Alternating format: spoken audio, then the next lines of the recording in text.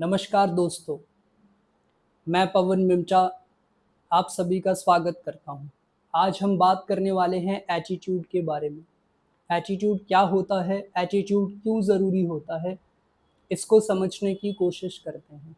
Attitude एक प्रकार से चीज़ों को देखने का और चीज़ों को सोचने का हमारा नज़रिया होता है। आइए इसको एक एग्ज़ाम्पल से समझने की कोशिश करते हैं। मान लो अगर आपने ग्रीन कलर का चश्मा पहना है, तो आपको अपने आसपास की चीज़ें कैसी दिखाई देगी? आपको अपने आसपास सब कुछ ग्रीन दिखाई देगा। अब मान लो अगर आपने रेड कलर का चश्मा पहना है, तो आपको अपने आसपास की चीज़ें कैसी दिखाई देगी? ज़ाहिर-सी बात है, अब आपको अपने आसपास रेड ही दिखाई देगा। यही चीज़ हमारे ऊपर भी लागू होती है। जब हमारा एटीट्यूड पॉज़िटिव होता है, तो हमें अपने आसपास सब कुछ पॉज़िटिव ही दिखाई देता है। जब हमारा एटीट्यूड नेगेटिव होता है, तो हमें अपने आसपास सब कुछ नेगेटिव ही दिखाई देता है।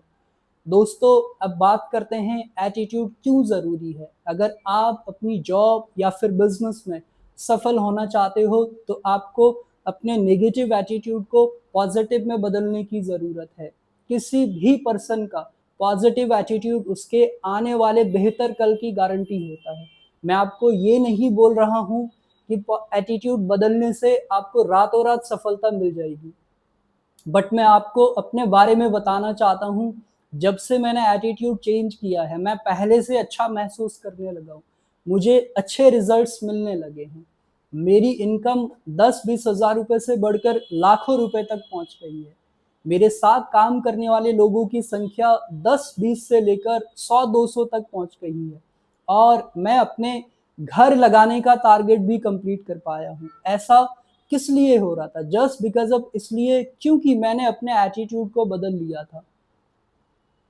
आप अपने जॉब या बिज़नेस को किस नज़र से देख रहे हो, ये आपके एटीट्यूड पर डिपेंड करता है। आप खुद को किस नज़र से देख रहे हो, ये भी आपके एटीट्यूड पर डिपेंड करता है। आप अपनी टीम को, अपने आस-पास के लोगों को किस नज़र से देखते हो, ये भी आपके एटीट्यूड पर डिपेंड करता है। एटीट्यूड हमारे ऊपर कैसे काम करता है, इसको एक स्टोरी से समझने की कोशिश करते हैं। ये कहानी है 2 लोगों की जो एक ही ऑफ़िस में काम किया करते हैं। एक दिन ये दोनों अपना-अपना काम कंप्लीट करके किसी रेस्टोरेंट में खाना खाने चले गए। पहला पर्सन बहुत खुश होके और फ़ेस पे स्माइल लेके रेस्टोरेंट में एंटर हुआ। उसके आने से सभी वहाँ पे अच्छा महसूस कर रहे थे। दूसरा पर्सन बहुत गुस्से में और फ़ेस पे बहुत सारी टेंशन लेके रेस्टोरेंट में एंटर हुआ। उसके फ़ेशियल एक्सप्रेशन बहुत ज़्यादा लो थे।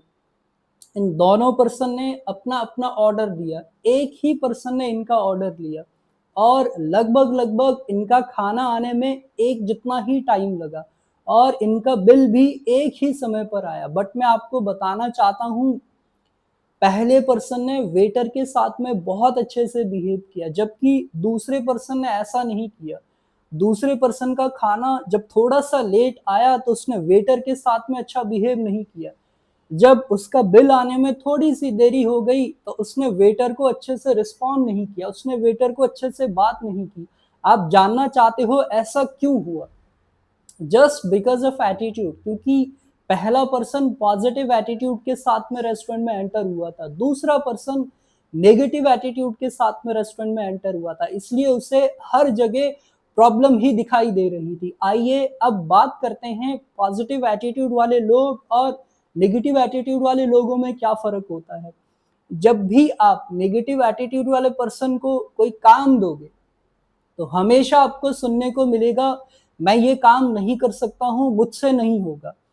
लेकिन पॉजिटिव एटीट्यूड वाले लोग हमेशा बोलते हैं मैं कर सकता हूँ। नेगेटिव एटीट्यूड वाले लोग हमेशा प्रॉब्लम के ऊपर फ़ोकस करते हैं। पॉजिटिव एटीट्यूड वाले लोग हमेशा प्रॉब्लम के सॉल्यूशन पर फ़ोकस करते हैं। नेगेटिव एटीट्यूड वाले लोग हमेशा दूसरों में बुराई निकालते हैं।